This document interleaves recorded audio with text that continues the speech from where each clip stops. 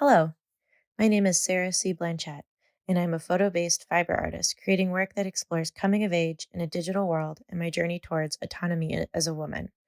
I employ repetitive hand and machine sewing acts as a meditation by manipulating my digital self portrait in the physical realm.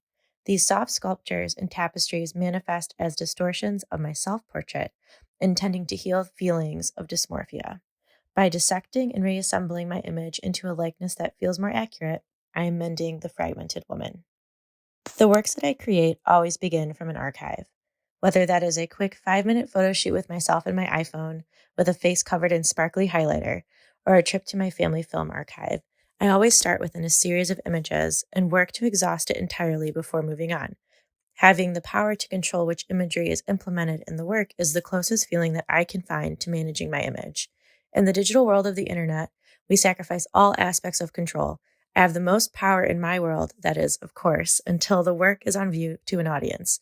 That is where the high peaks. Quilting is often viewed as a feminine craft, which you all know, that happens in a group setting. Women use this time together to sort through life's problems and trade secrets.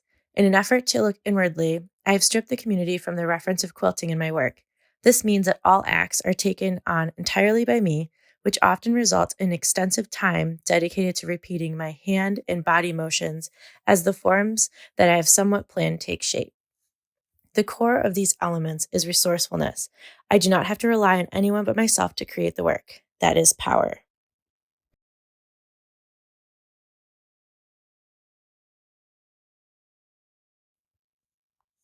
Processing trauma is difficult. Having your hands on fabric that is plush and vibrant is calming. There are moments in this act that leave space for reconfiguring misconceptions about the self that form in response to trauma. This appears literally in the cutting of the fabric and in the joining of those pieces. My reforming occurs naturally and at its own pace, which is how healing often flows.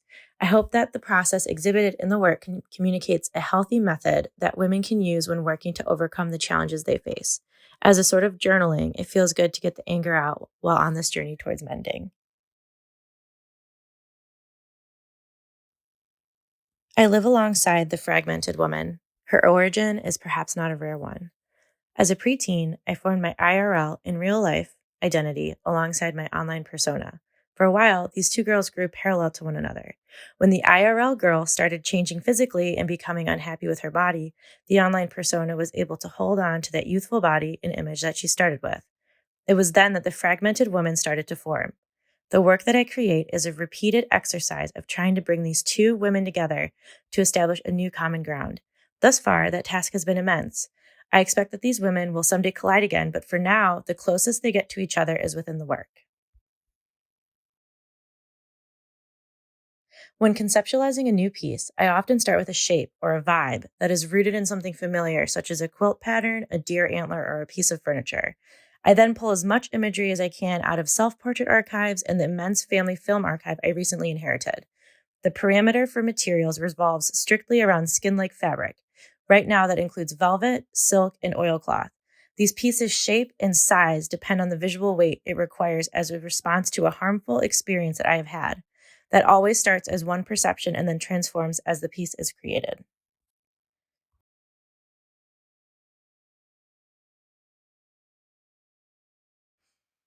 Every title that I use comes from a personal experience. Some of those titles come from things that men had said to me in online growing up or in person as an adult. My newer collages are a bit of a departure from this.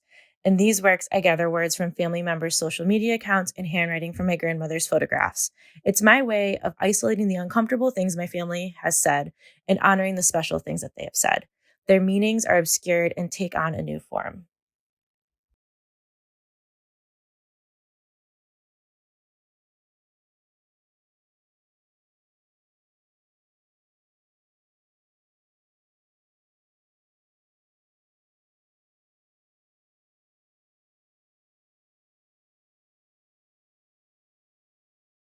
You Must Be So Embarrassed is the piece that I have the honor of having in Intersect Chicago.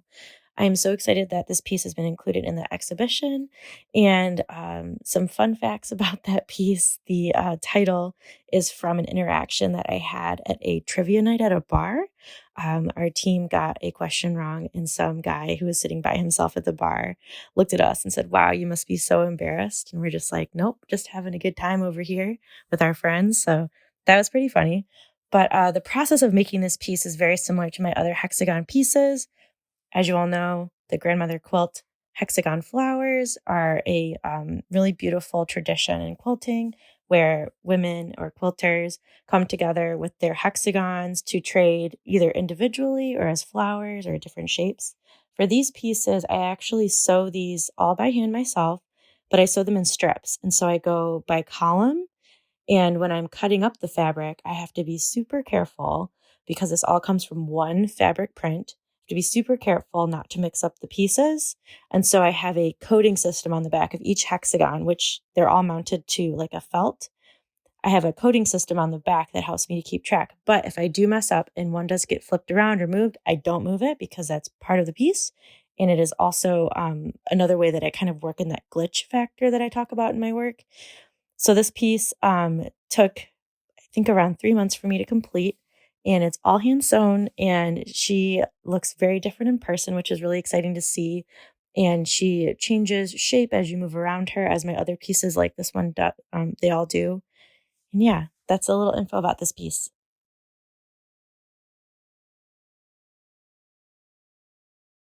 I have had the absolute honor to have been included in some incredible group shows this year. As we scroll through these slides, most containing documentation from my solo exhibition called Basement Babe at 934 Gallery in Columbus, Ohio, that took place this summer, I want to ask you some questions. This pandemic has been difficult for all of us in many ways. I don't need to name these ways because we already know, but I am curious. How did you adapt your practice to the challenges of the pandemic? Did you branch out online looking for a community? Did you downsize and start using other materials? Did you take some time to reformat your website or business side of your practice? Did you take a step back and focus on your health and peace? We all took different routes towards feeling okay as possible during this difficult time. One thing I do know is that SAQA has brought me so much joy and inspiration. I may not have been active very much online in the community, but I'm always listening and looking out. I'm so grateful to be part of such a supportive community. And that is the true mission of a quilter, right?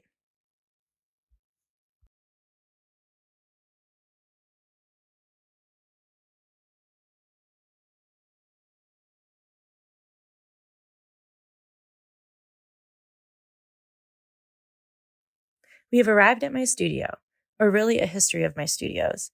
The studio is so important to me. She has taken many forms over the last 6 years, but she's always been mine and has protected both my heart and my work, and I'm so grateful for her.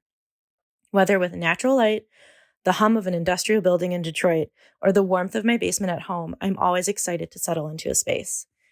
As I'm sure you can agree, surroundings affect your work, whether that is in regard to how you operate in the space or the colors and atmosphere to take from your studio that you put into your work. The studio is in your work. As I explored my exhibition, Basement Babe, the solitude and privacy offered by the basement and space in general gives me the privacy to explore and create without pressures, which has become a little muddled since sharing the production side of my practice on social media has become a bit of a fun activity. Nonetheless, the studio is mine and only mine, whether that is a simple table in a room in my home or a room in a shared workspace. The studio is an extension of myself. Within the next 2 weeks, my husband and I will be moving into our first house. I am so excited to begin building out my new basement studio and converting my space at Talking Dolls into a showroom for my work. Are you ever in Detroit? I'd love to have a studio visit with you. Or if you're ever interested in a Zoom chat, I'm here for that too. Although I'm not here in person today, but I'm also on Zoom other times. And I would love to talk to you.